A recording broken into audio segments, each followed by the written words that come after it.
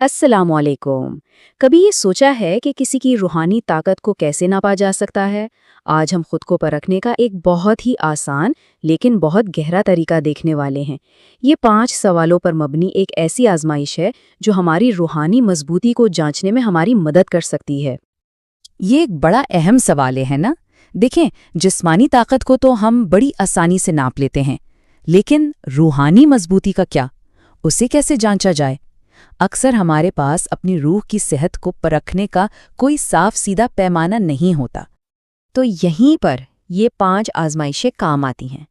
یوں سمجھیں کہ یہ ایک آئینے کی طرح ہیں جو ہمیں ہماری روح کی اصل حالت دکھاتی ہیں، اور اس کا مقصد کوئی فیصلہ سنانا نہیں بلکہ خود کو سمجھنے کا ایک موقع دینا ہے۔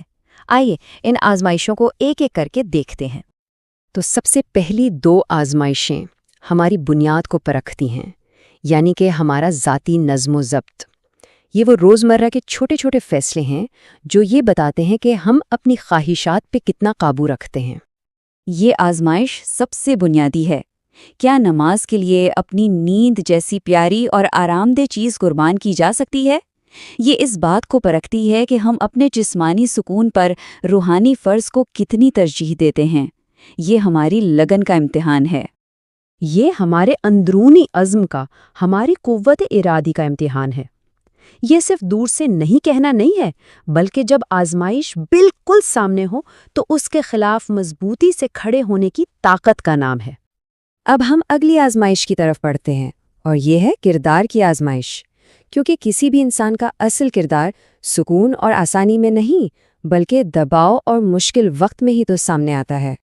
یہ سوال مشکل وقت میں ہمارے ایمان کی مضبوطی اور اللہ کے منصوبے پر ہمارے بھروسے کا اندازہ لگاتا ہے، اور یہ بات بہت خوبصورتی سے واضح کرتا ہے کہ اصل صبر صرف برداشت کر لینا نہیں بلکہ بغیر کسی شکوے کے خاموشی سے قبول کر لینا ہے۔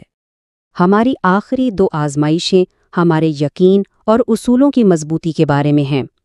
یہ پرکھتی ہیں کہ ہمارے عقائد کتنے پختہ ہیں، خاص طور پر تب جب بات دوسروں سے برتاؤ کی ہو۔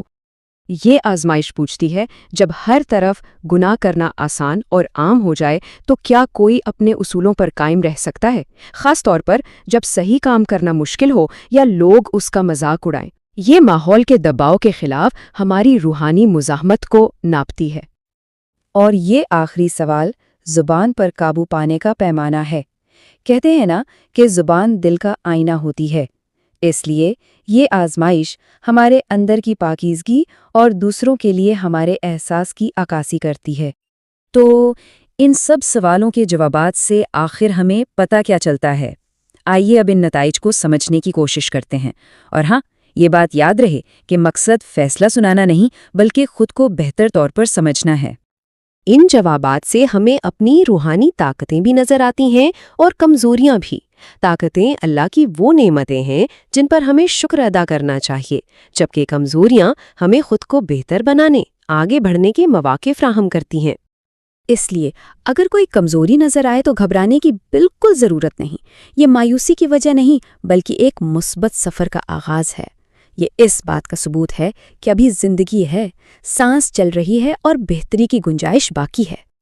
اور یہ ایک بہت ہی طاقتور اور امید بھرا پیغام ہے۔ یہ اس بات کی یاد دہانی ہے کہ چاہے کتنی ہی کمزوریاں کیوں نہ ہوں، واپسی کا راستہ ہمیشہ ہمیشہ کھلا رہتا ہے۔ اللہ کی رحمت لامحدود ہے اور وہ ہر پل واپسی کا منتظر رہتا ہے۔ تو آخر میں یہ پورا تجزیہ ہمیں ایک بہت بڑے سوال پر چھوڑ جاتا ہے۔ اصل طاقت کیا ہے؟ کبھی نہ گرنا یا ہر بار گر کر دوبارہ ہمت سے اٹھ کھڑا ہونا؟ روحانی طاقت کے حقیقی معنی کو سمجھنے کا یہ سفر ان 5 سوالوں کے جواب دینے کے بعد ہی تو اصل میں شروع ہوتا ہے۔